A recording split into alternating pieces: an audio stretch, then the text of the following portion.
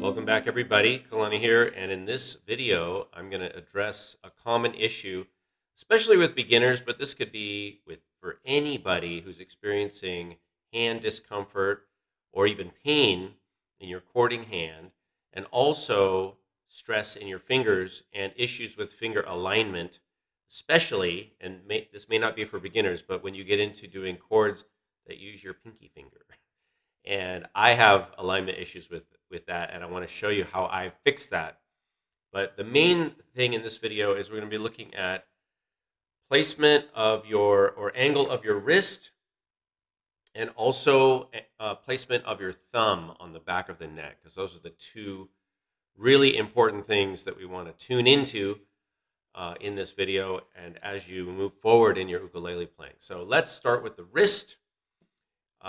Very simply, I'll tell you what to do and what not to do. What you want to do is keep your wrist pretty much in a natural position, just kind of flat, right? So not bent like this. This is worse than this.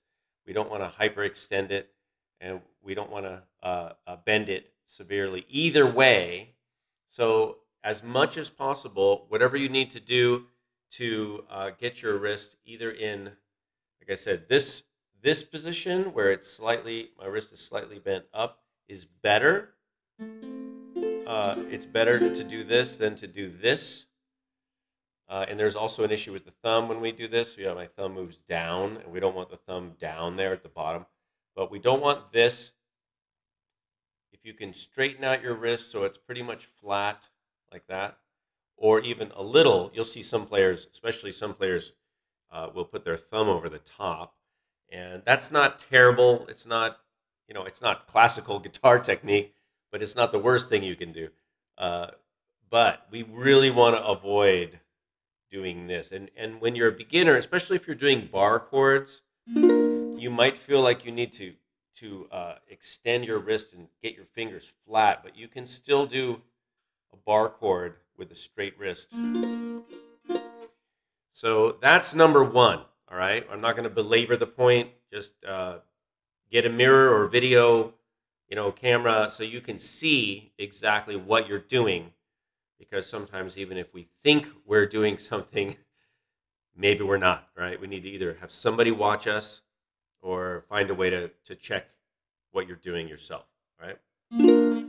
Now, thumb position, super important, you guys. So earlier, I was practicing, for example, I was practicing a barred dominant 7th chord. In this case, like a B flat 7.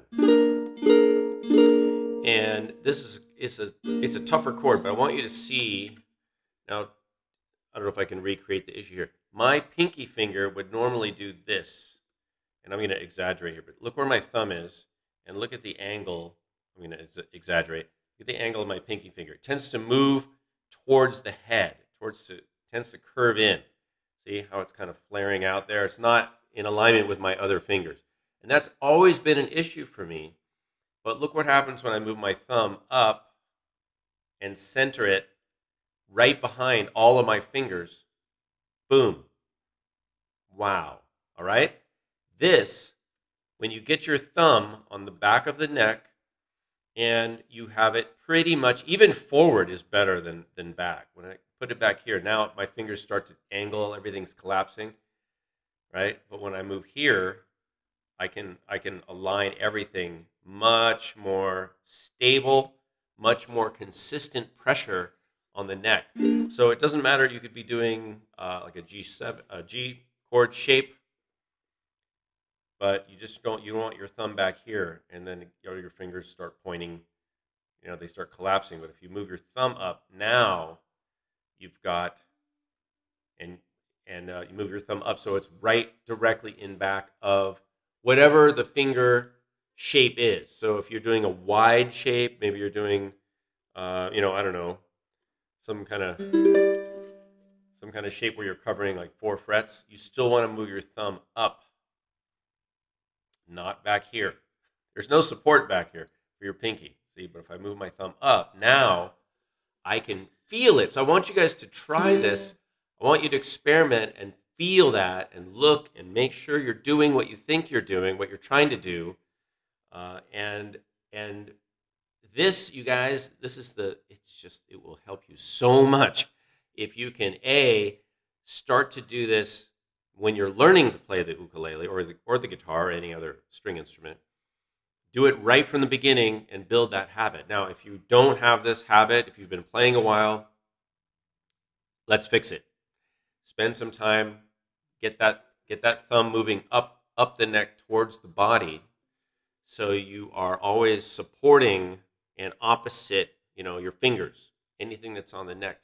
And I would say, as I did mention a moment ago, but I want to make the point that, I think pretty much finger strength is going to be maybe about equal, maybe in your first and second finger, and then ring finger gets a little less, and then that pinky needs more support.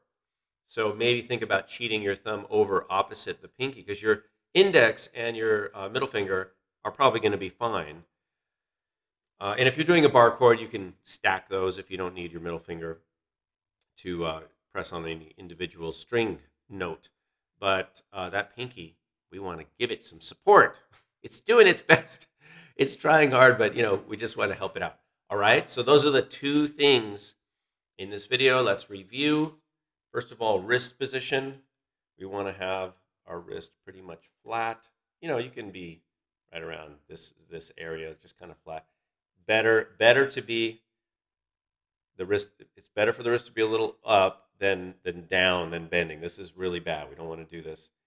Also, when we do this, our thumb slides down and we're not able to support as much.